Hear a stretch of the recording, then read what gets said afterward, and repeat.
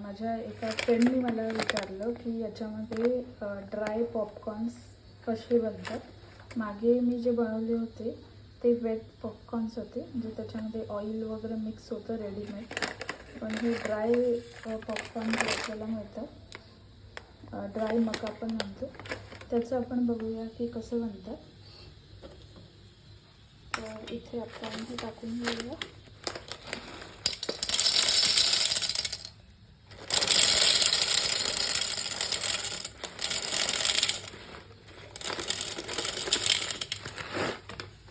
मी अर्ध पाकीट टाकलेलं आहे. मागे याच्यात थोडासा धुवा निघाला होता कारण ऑइल असल्यामुळे. आता हे विदाउट ऑइल आहे, तर पाहूया हे कसं होतंय.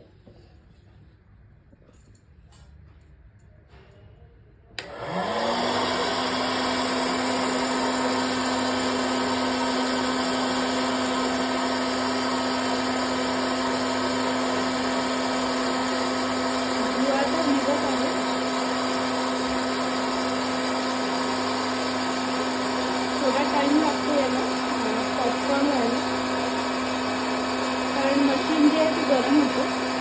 थोडासा धुवा निघतो.